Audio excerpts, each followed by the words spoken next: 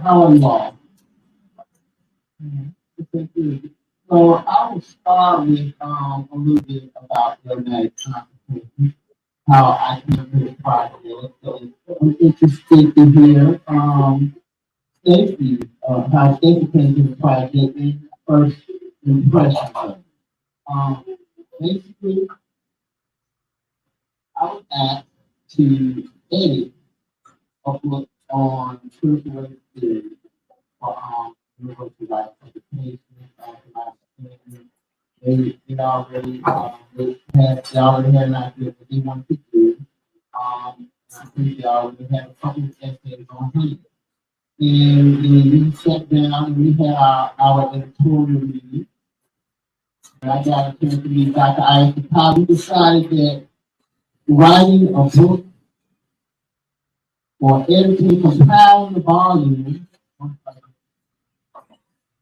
we decided that compiling a volume on critical race theory is not good enough. In fact, we decided that would exacerbate the problem. Because the problem is that you have conservative media, right? And they have taken the term critical race theory and they have hijacked it. And they have co-opted it.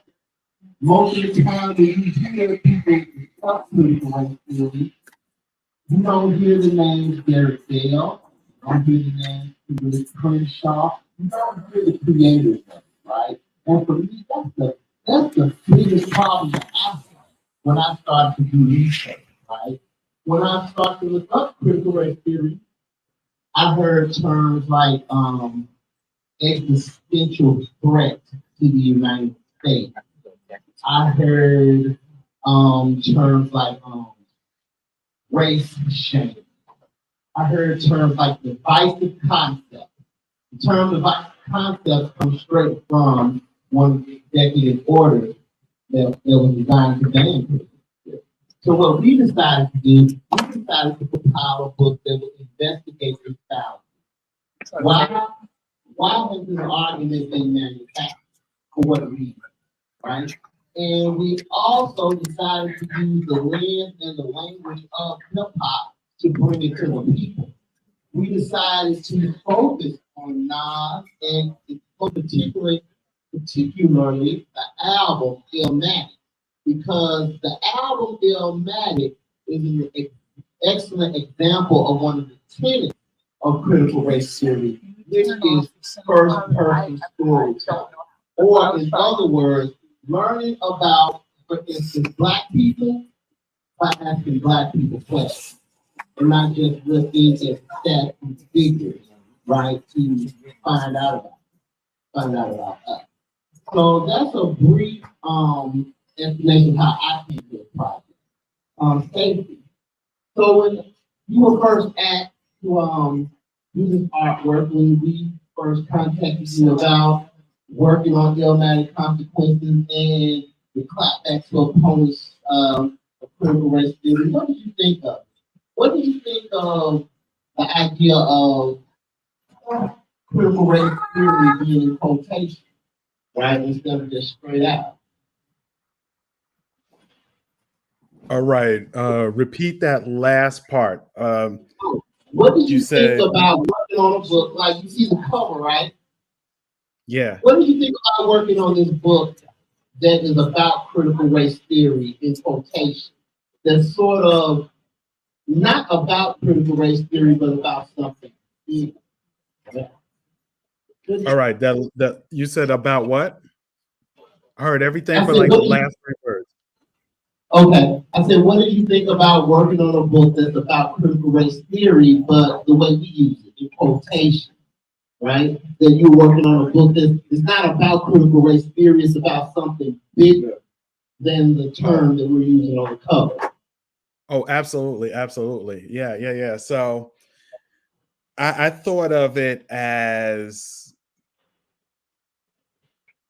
critique, um, critiquing the way that we understand race as a construction, race as a design, and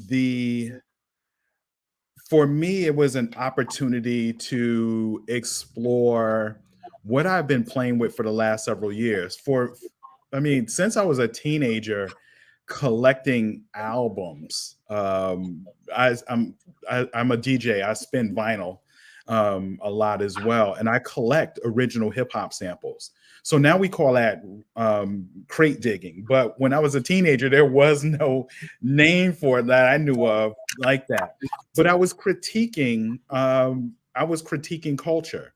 So at a time, when I was approached about doing this book, I was exploring those samples, the mythology of, and I looked at it as mythology, the stories that we created, these critiques that we created as our we've always been critiquing the design of race. We've always been critiquing the limitations of our space. We've always been creating alternative spaces.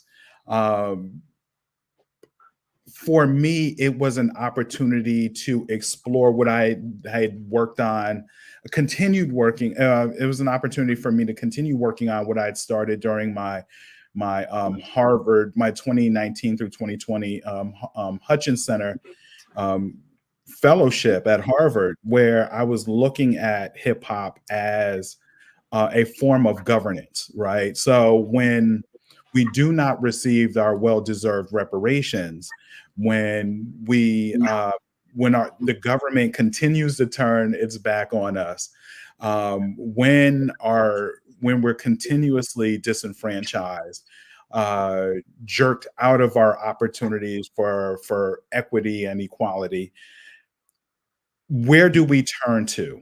We have a place to turn to, and hip hop is just one of those vast cultures of knowledge that we've created, given to the world, that the world has capitalized on, and then they're also at the same time locked us out of.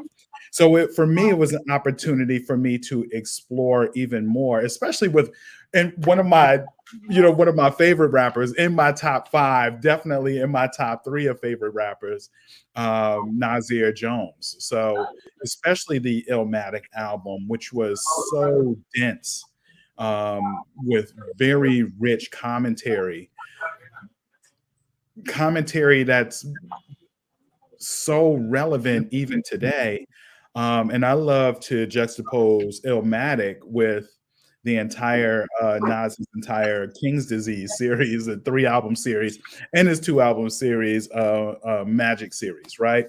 So for me, it was this exploration of how do I look at hip hop, the mythology of hip hop through a way of creating governance. I hope that makes sense. I don't know if that makes sense. I hope that makes sense in the question that you asked.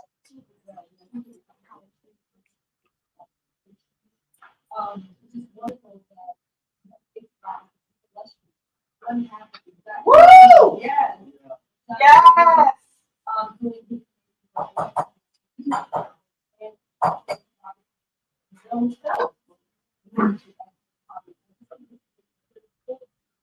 Sometimes we don't necessarily know what to do, but the work that we do.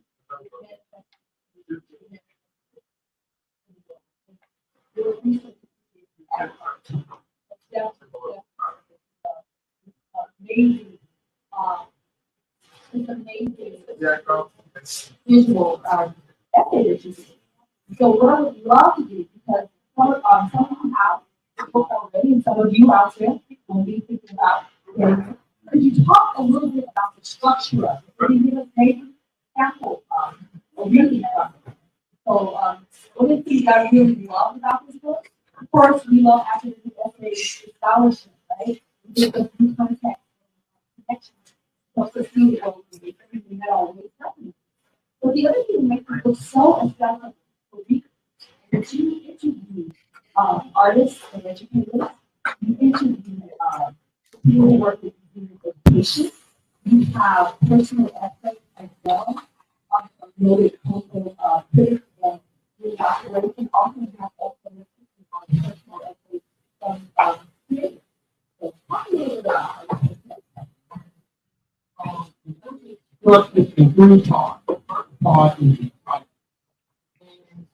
crisis. You all hear me? Okay. In the crisis, what we do is we lay down the art. We identify critical race theory. We identify its creators. We also identify the connection between critical race theory and hip hop, as well as connections that we see between critical race theory, hip hop, and Afrofuturism.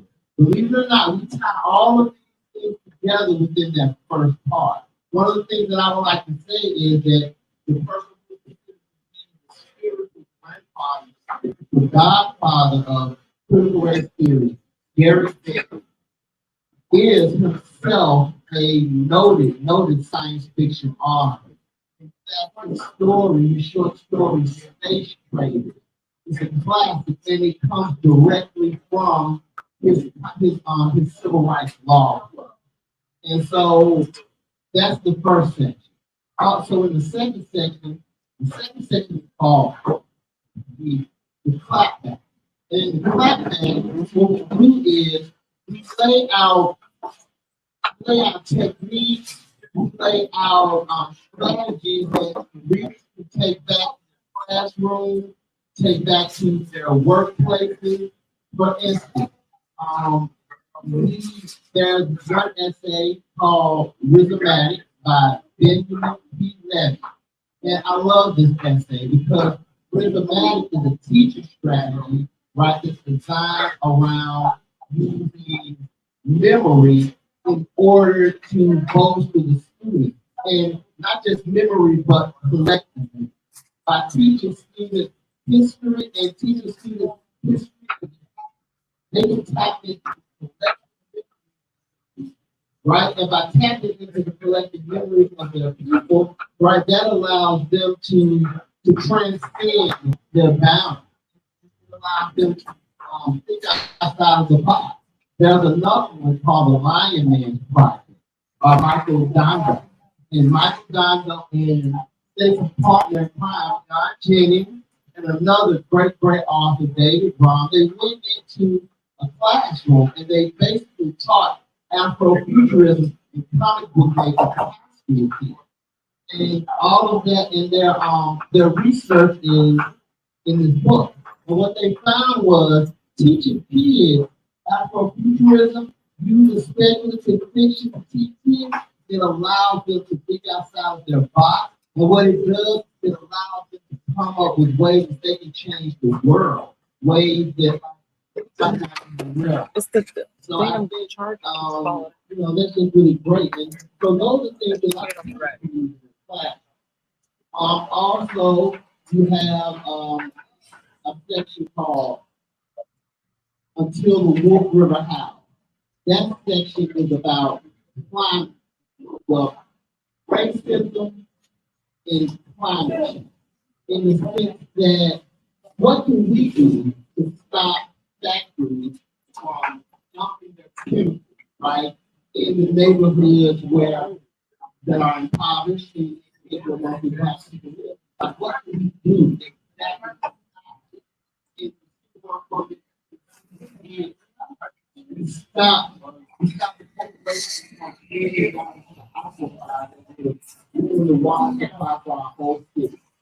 And the last step called the consequent. I love this thing because consequences sound like a document, right? We are the product of, but we're also the product of creativity. So the consequences section is about us taking the knowledge in this book, taking the knowledge in this knowledge, spreading it out.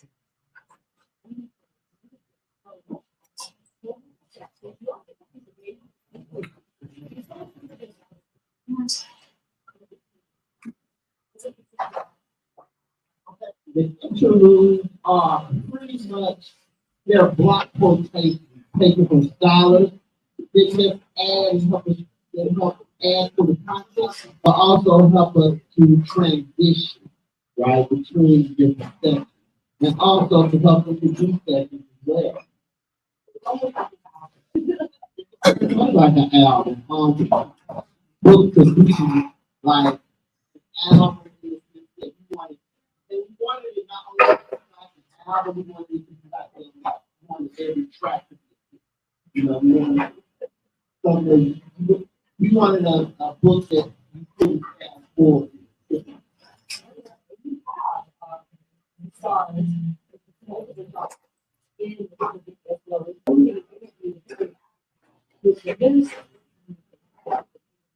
We celebrate the 50th anniversary of hip hop.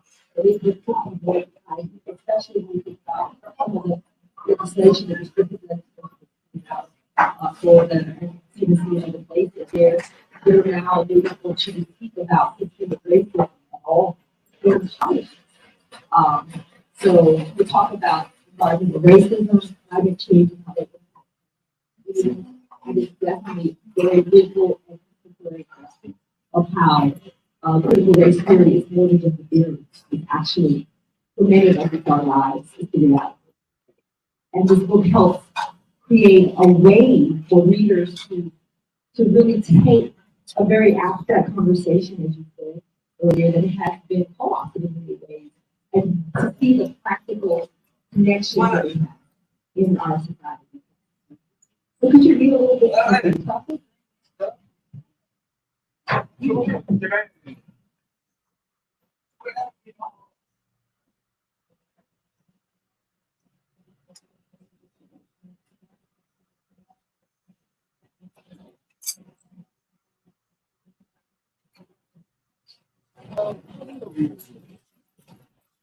I'm gonna read a little bit and read from the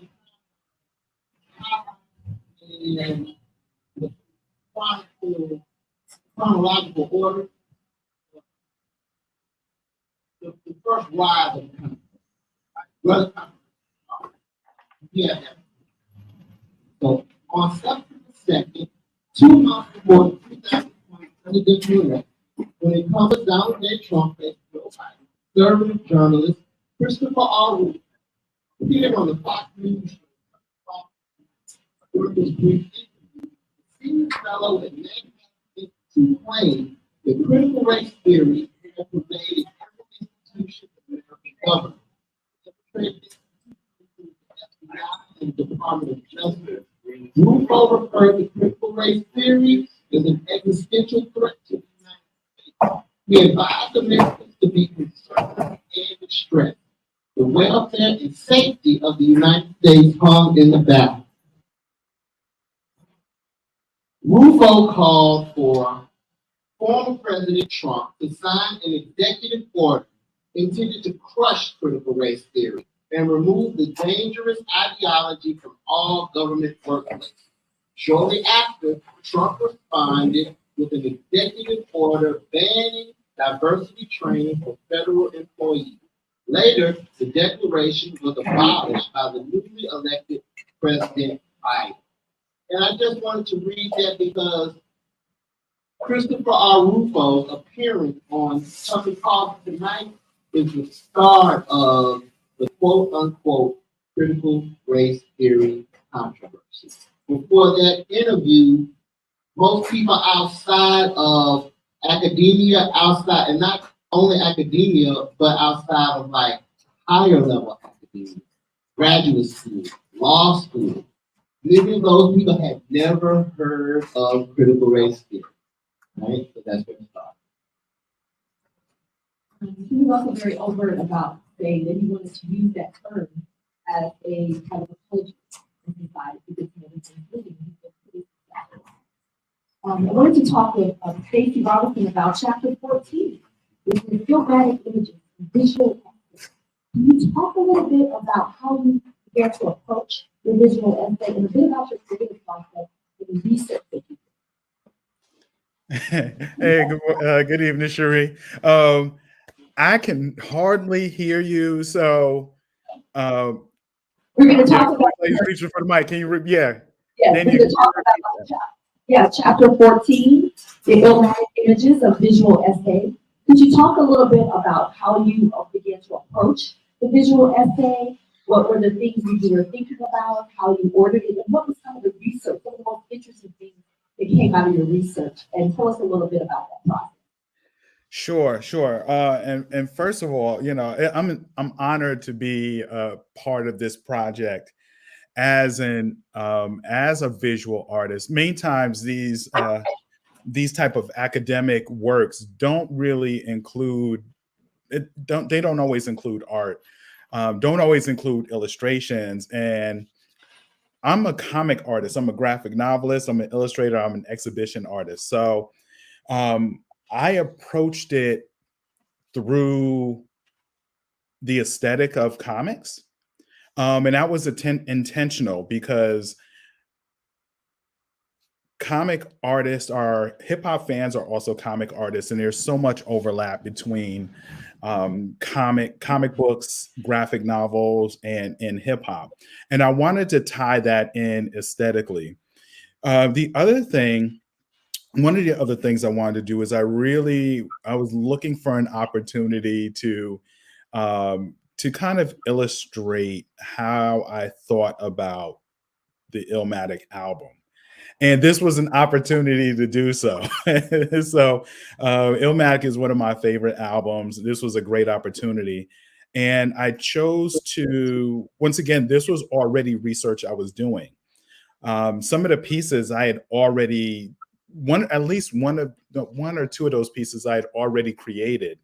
And I was thinking about, once again, these overlaps in popular culture, things that are really seamless to us, to many of us. But then how do I illustrate this in a way that connects what would be considered high theory or dense theory to something that the hood could understand, to something that anyone who would pick up the book. I want to say that I'm a dope artist. I hope that people like the illustrations, right? But I wanted anybody to be able to pick up this book and just fall in love with the images. And whether you understand the density of the things that I'm thinking about, like I'm talking about sampling as a culture, and DJ producer Pete Rock, for example, summoning Nas and Ahmad Jamal in a cipher to converse back and forth through time. Most people are not going to know who Ahmad Jamal is. We just lost Ahmad Jamal recently. He became an ancestor. But for me, I'm trying to connect these pieces because the hip hop itself, through the sampling, the remixing, is a Sankofa culture. We go back and get that past and we bring it into the future. We recontextualize it in a way that gives it new life. But most people are not going to understand that history. So for me, I tried to illustrate that in a way that kind of simplified the complexity of these ideas. I hope that makes some sense. But it also was a massive experiment as well. And this is one body of work that I've done exploring this type of thinking. And I appreciate the editors giving me the opportunity to really stretch out and explore and to experiment with this, because this thinking is what I do. And like I say, most books don't give the opportunity for artists to really stretch out and create a visual essay that explores the things that they're thinking about through words and language. I'm thinking about that as a visual language. I hope that made sense, everyone. It made perfect sense. Thank Oh, you. okay, cool. Awesome. And it's also an excellent point that you made because many people are visual learners. So it's so important, whether you're an educator or not, to recognize that we have knowledge in different ways, different perspectives. And so if you're going to create a tool for the 21st century, a tool for different communities to use, you need to be thinking in a very flexible, fluid, and nuanced way. And giving people access to knowledge and wisdom and to that history, right? That cultural means to go back to what you forgot, right? Going back to that history, you need to give them the keys to do that. And this is a wonderful way to talk about that and to share it. So you all make sure you get this book so you can enjoy it. Yeah, get the book. We worked real hard on it. And these wonderful authors, the contributors who come from all walks of life. This is an intergenerational collection. They come from many different parts of the country. This is fantastic. Can you tell us a little bit about some of the most surprising entries that came in? Because when you put a call out for submission, you have your call and you have some idea of what you would love to get. But when it comes in, you have no idea what's gonna arrive. So, what are the surprises? Yeah. Well, y'all hear me? Okay. All right. So there were a couple. I already mentioned Illmatic, which was one of my favorites. I was surprised to get one from a medical professional, Ryan J. Pettaway. And I'm hoping I pronounced his last name right. It's Petteway. And that's only because, I've only met many of these contributors through their work. I haven't had the chance to meet them. Thanks. But Ryan J. Pettaway's piece on not only racism in the medical field, but what he does is he draws a dichotomy. And he wrote this during the time of the pandemic. So he draws a dichotomy between the issues that African Americans face during the pandemic, but also police brutality. And he presents police brutality as a pandemic in itself. So that was very interesting, a very striking read. And also, Ryan has a poetic flair. So there's spoken word poetry throughout this piece as well as electronic artifacts that he builds up. So yes, I love that. There also, I would say, I really enjoyed, now that you mentioned it, I really enjoyed talking to Harry Allen. Harry Allen is just a national treasure. He's a genius, a media assassin. And very quickly, he was able to trace the pushback against Black progress in the United States. He was able to trace it not only from the current critical race theory controversy, but he was able to go back historically all the way back to the idea of 48, right? And the pushback that I think it was General Sherman who suggested to give Black people 48 because throughout history there has always been the sense that okay, the United States government, we have to make up for what we do to right? We have to do something. But as one person said, well, we have to do something to make up for it, someone else is like, oh no, right? Let's not do that. So Harry Allen traces it all the way back to that. I will also say definitely Rhonda Rasha Penrice's piece on just hip hop as a voice, as an educational voice, and also hip hop as a means to spread history in the griotic tradition, right? And I say that because I was thinking about the Rhonda Rasha Penrice piece over the weekend.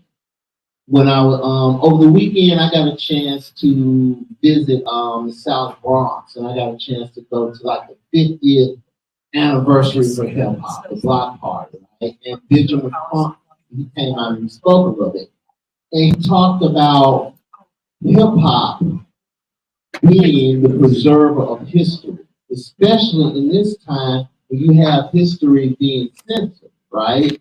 The hip hop artists are the ones that are going to help keep the history alive, the same way griots did, right? Yeah.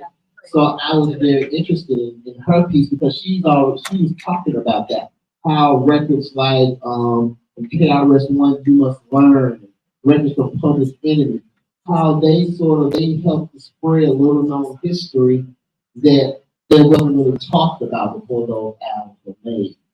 So yeah, those are just a few.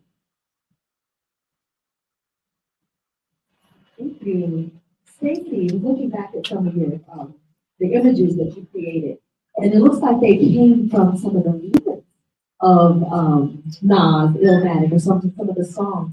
Can you talk about how you went about visualizing some of the abstract things? Because in a way, the thing that made Nas so special, he was only what 19 years old when he created that album. Okay, he was 16 when he wrote it, and 19 when it came out. And he was like, as you said, a griot. He was really speaking on wax what was happening, what he witnessed in the community, in the projects where he lived. And that is definitely kind of illustrated in the work that you do. You talk about that. All right. If I understand your question, because I missed some of that. So how did I go about interpreting the songs? Did I understand that right? Yeah. Okay. I see you're little on the screen, so I see a head nod. Okay. I see the Afro nod. All right. So, that was difficult. I'm not going to lie. Some of it came to me automatically because, once again, I keep thinking about that, the piece called Triple Cipher. The piece with Pete Rock and Ahmad Jamal and Nas, that came easier because that's literally how I was thinking about it. It just came to me, right? Some of them were harder to interpret, but then some of them I got to explore a little bit. And there's one piece, there's a 10th piece that is not included in this. There's a piece in the beginning where Nas is wearing a crown that's made of water, right? And that's representing a younger Nas, speaking through knowledge and wearing this crown of water. But it ended at a piece. I didn't see it in here. Of a crown of fire, and he's looking back through time at himself as a teenager, now wearing this crown of fire, of mastery, and then control. But out of that crown was this cipher of spinning water, right? So he's still holding he wears this crown that nobody can grab, right? It's fire. But out of that, within that is the spiral of water, of knowledge that he has mastered. And when, thinking of these pieces, looking at, because this album just sounds like, I mean, I want to say it might be a perfect album. I really think that Illmatic probably is a perfect album. And for him to have created this in his teens, and to have experienced so much, and to even think of, like, if any of you in the audience know who Roxanne Shante is, Queen's rapper, who is integral in Nas's development. Just to think about how he was crafted and how he refined himself, and the legacy of Queen's rappers, especially coming out of the Juice Crew, and the song called The Bridge by MC Shan, and then that history. I was trying to really look at the lyrics and pick out like one or two things that I could illustrate that would give context to the song. It was difficult because one, I had to, okay, what am I going to grasp onto? What diversifies the essay enough for anyone to be able to grab hold of it and be intrigued enough to dive deeper into the album?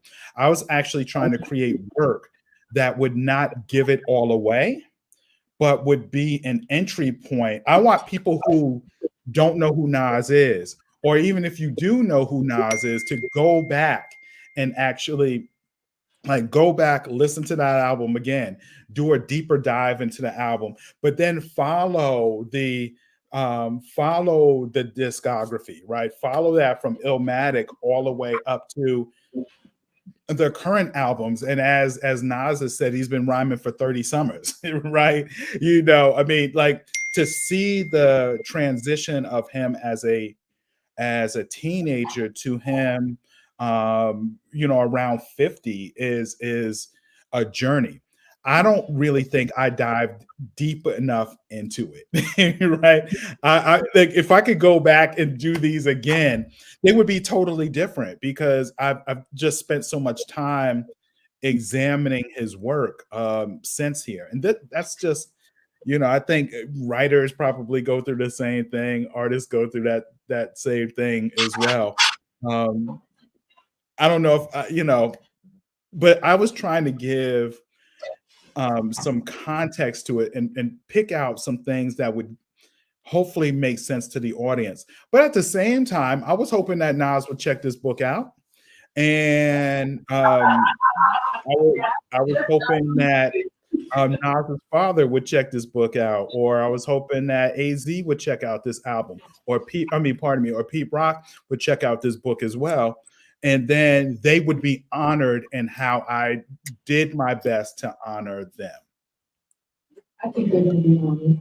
I think they have checked out this book. I hope so. I remember when it was announced, and I saw the Bluetooth on social media. So I said, it's being observed. Nothing else. It's being observed. It's a wonderful tribute. You're absolutely right. Just come back to the well and visit, and the new ways of thinking. Say, oh, I could move this way, move that way. I want to get deeper. And I hope you do, because we're waiting on a book from Stacey Robinson, a coffee table book. Hopefully, someday. Of Stacey's work. Yes, thank you so much. I wanted to end by talking a little bit about the poet. Oh, Dr. Greason, who is a fabulous person, I met him years ago. And he has come on such a journey. It seems like his entire career has been dedicated to doing this kind of work. I could not think of any better person to co-edit this collection because he has personal connections to this, and his every project that he's worked on in academia and in the community has been dedicated to building understanding, to creating space for discussion, for collaboration, and for speaking truth to power. And he does it so eloquently and gracefully. In his conclusion to Illmatic Consequences, the clapback to opponents of critical race theory, Dr. Walter Greason says, afraid not of none of you cowards, but of my own strength. And that's a quote from Nas' song. And he talks a little bit about it. Danian says, when Nas crafted the lyric, afraid not of none of you cowards, but of my own strength, he captured a psychological advantage that reached back to the legends of Stagger Lee and John Henry, defiant Africans whose strength overcame whatever obstacles they found. The power of Black folklore kept these legends alive, and the reality of African American excellence met and exceeded the standard set by those heroic men. Can you talk a little bit about why you all chose to end the collection on a mythic folklore and about the past in connecting it to Nas's lyrics? Okay, well, a couple of things. It goes back to what Stacey was saying about sampling. That's a part of it, the idea of like looking back in the past in order to go forward. Also, the idea of storytelling, the idea that our culture can be used to, well, not culture in general can be used to reclaim humanity. It can be used to claim freedom, right? So that was a big part of it. And also, we really want to tie in this idea that when you're talking about critical race theory, whether you're talking about hip hop, whether you're talking about Afrofuturism, we wanted to tie this idea together. The fact that the oppression of Black people, right, has created such bounty and such beauty in the world. Right? It's almost as if the keys to our freedom came, I don't want to say came with the oppression, but it was given to us in order to free ourselves from the oppression. When the oppression comes, then there are things, the tools that are needed to gain freedom are right there. And the tools are in us, right? Because when we're talking about mythology, when we're talking about John Henry, you're talking about archetypes, right? You're talking about symbols. The symbol of Black strength, right? The symbol of Black strength in adversity when you're working hard against the clock and everything is working against you. They got a new machine, right, that's supposed to replace you. And it's funny just to even think about that because, I'm thinking about like the whole AI and what that means, right? For artists, creators, teachers as well. But yeah, just those ideas in general, just making sure that we remember that all we have to do is work together, but also use our minds and use our creativity, right? And we can solve our problems. Use our voices, right? Use the voices. The mic. Stacey Robinson put this powerful mic wrapped around a strong arm there. And it's so fire. It's so fire that the mic is on fire.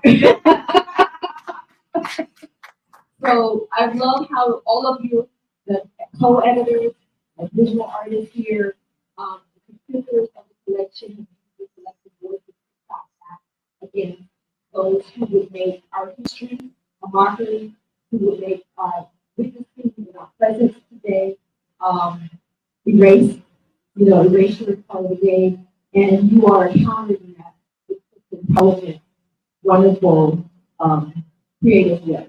So thank you all so much. Thank you for being here. What can we expect from? What's next?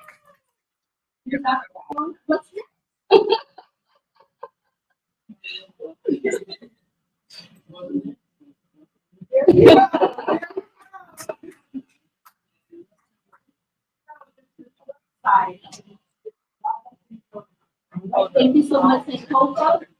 Great to be in this historic place. I remember the first time I saw that movie, St. Copa.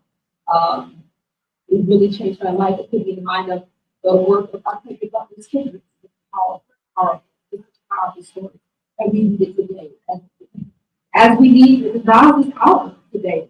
He was 16. I agree on writing it. Unfortunately, we're still fighting the same struggles, same battles. He could write another album about the same, unfortunately. But we have a new tool. We have Illmatic Consequences. Thank you.